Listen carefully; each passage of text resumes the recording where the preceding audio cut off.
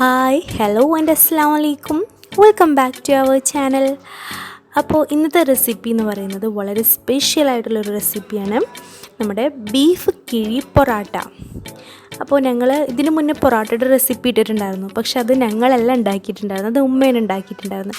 അപ്പോൾ ഞങ്ങൾ first time ഉണ്ടാക്കുന്ന പൊറാട്ടയുടെ റെസിപ്പിയും ഇതിൽ നിങ്ങൾക്ക് ഞങ്ങൾ ഇൻക്ലൂഡ് ചെയ്തിട്ടുണ്ട്.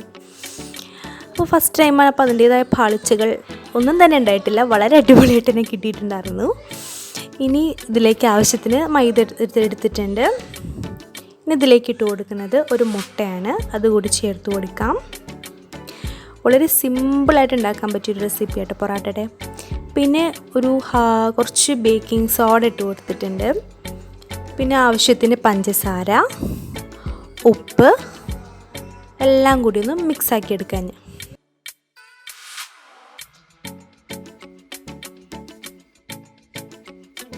നന്നായിട്ട് നമ്മുടെ മാവിലൊക്കെ മിക്സായിട്ട് കിട്ടട്ടെ. ഇനി നമ്മളിതിലേക്ക് പാകത്തിന് വെള്ളം ഒഴിച്ച് കൊടുക്കുന്നുണ്ട്. എന്നിട്ട് നല്ലൊരു മാവാക്കി എടുക്കാം. അപ്പോൾ കൈയൊക്കെ നന്നായിട്ട് വൃത്തിയായിട്ട് കഴുകാനായിട്ട് ശ്രദ്ധിക്കട്ടെ. അതിന് മുന്നേ നന്നായിട്ടൊന്ന് മിക്സ് ചെയ്തെടുക്കുക. നമ്മുടെ സെയിലാണ് കുക്ക് കേട്ടോ.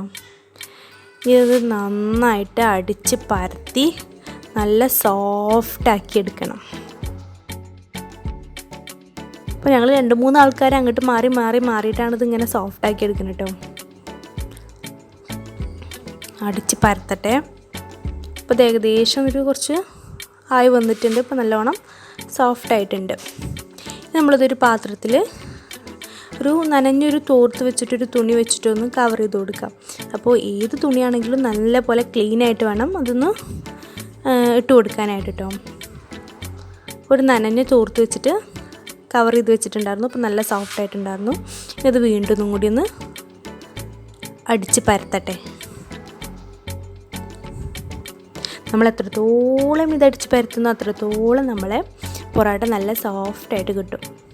ഇനി നമ്മളിത് കഷ്ണങ്ങളാക്കിയിട്ട് ഓരോ റൗണ്ടാക്കി എടുക്കുകയാണ്. ഓരോ ബോൾസാക്കിയിട്ടത് എടുക്കാം. ഇത് കാണാൻ തന്നെ എന്തൊരു ഭംഗിയല്ലേ. ഇനി ഈ പൊറാട്ട ഇങ്ങനെ റൗണ്ടാക്കി എടുക്കാനൊക്കെ ഒരു നാക്കുകളുണ്ട്. പക്ഷെ ഞങ്ങൾ ഫസ്റ്റ് ടൈം ആയത് കാരണം ഞങ്ങൾക്കതൊന്നും അറിയില്ല. അപ്പോൾ എന്നാലും അവൾക്ക് വേവിക്കുന്ന പോലെയൊക്കെ അവൾ ചെയ്യുന്നുണ്ട് കേട്ടോ. അങ്ങനെ എല്ലാതും നമുക്കിങ്ങനെ റൗണ്ടാക്കി എടുക്കാം. ഇപ്പം നമ്മളെ പൊറാട്ടയുടെ ബോൾസൊക്കെ റെഡി ആയിട്ടുണ്ട്. ഇതിന് മുകളിൽ കുറച്ചുകൂടി ഓയിലൊന്ന് സ്പ്രെഡ് ചെയ്ത് കൊടുക്കാം.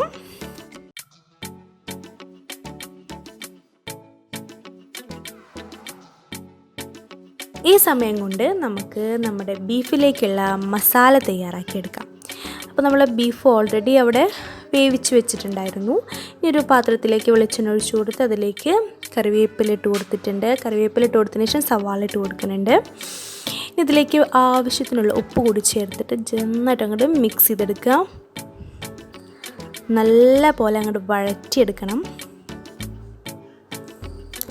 സവാള ഒന്നങ്ങോട്ട് ആയി വരുമ്പോൾ നമുക്ക് തക്കാളി ചേർത്ത് കൊടുക്കാം.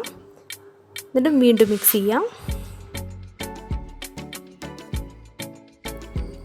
ഇനി നമ്മൾ ചേർത്ത് കൊടുക്കുന്നത് ഇഞ്ചി വെളുത്തുള്ളി പേസ്റ്റാണ്. അതും കൂടി ചേർത്ത് കൊടുത്തിട്ട് അങ്ങോട്ട് നന്നായിട്ട് ഇളക്കി കൊടുക്കാം.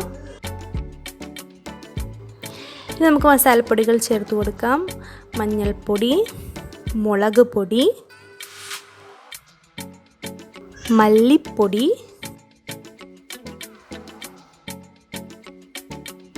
മീറ്റ് മസാല, ഗരം മസാല.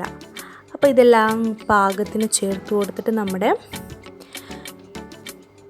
ഉള്ളിയിലേക്കൊക്കെ നന്നായിട്ട് അങ്ങോട്ട് മിക്സ് ചെയ്തെടുക്കാം. കുറച്ച് ഓയിലും കൂടി ചേർത്തിട്ടുണ്ടായിരുന്നു കേട്ടോ. ഓയിലിൻ്റെ കമ്മി ഉണ്ടായിരുന്നു. അപ്പോൾ കുറച്ചുകൂടി ചേർത്ത് കൊടുത്തിട്ട് നന്നായിട്ട് അങ്ങോട്ട് മിക്സ് ചെയ്തെടുക്കുക.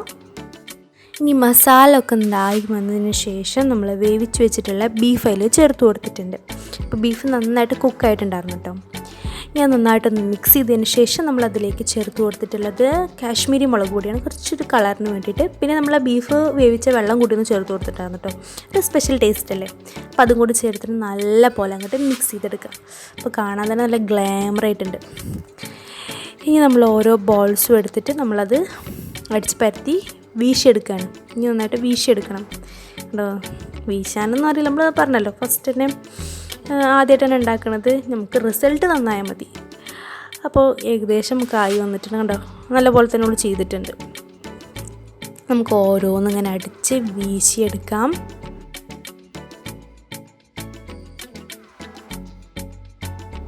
ഉഫ്,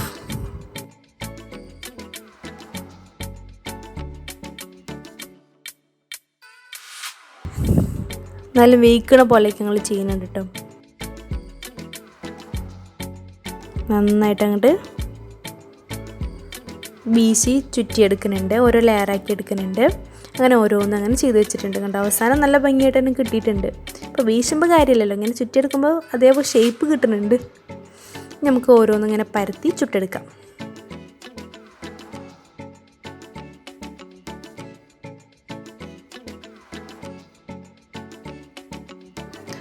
അപ്പോൾ നമ്മുടെ പൊറോട്ട പെട്ടെന്ന് തന്നെ ആയിക്കിട്ടും കേട്ടോ. അപ്പോൾ നമുക്കത് വേഗം തന്നെ ചുട്ടെടുക്കാനായിട്ട് പറ്റും.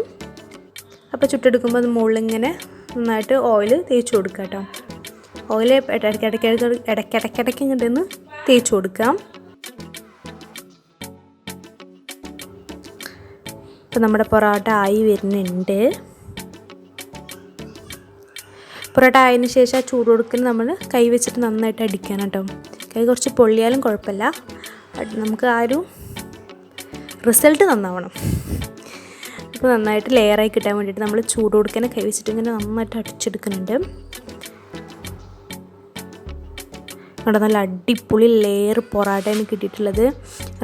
ആദ്യമായിട്ട് ഉണ്ടാക്കാമെന്ന് ആരെങ്കിലും പറയൂലേ, നല്ല അടിപൊളിയായിട്ട് തന്നെ കിട്ടിയിട്ടുണ്ട്. ഇനി നമ്മൾ കിഴി പൊറോട്ടയാണ്, ഇതിലേക്കുള്ള കിഴി തയ്യാറാക്കണമെങ്കിൽ നമുക്ക് വാഴയില വേണം. അപ്പം നമുക്ക് ഓരോ വാഴയില ഇങ്ങനെ വാട്ടിയെടുക്കാം. അപ്പോൾ നന്നായിട്ട് തന്നെ വാട്ടിയെടുക്കുക.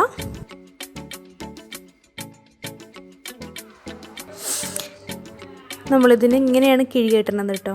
ഇങ്ങനെ കിഴി കെട്ടിയിട്ട് നമ്മളൊരു കമ്പി വെച്ചിട്ട് ജസ്റ്റ് ഒന്ന് ചുറ്റിയെടുക്കുകയാണ് ചെയ്യുന്നത്. അങ്ങനെയാണ് നമ്മൾ കിഴി പൊറോട്ട തയ്യാറാക്കിയെടുക്കുന്നത്.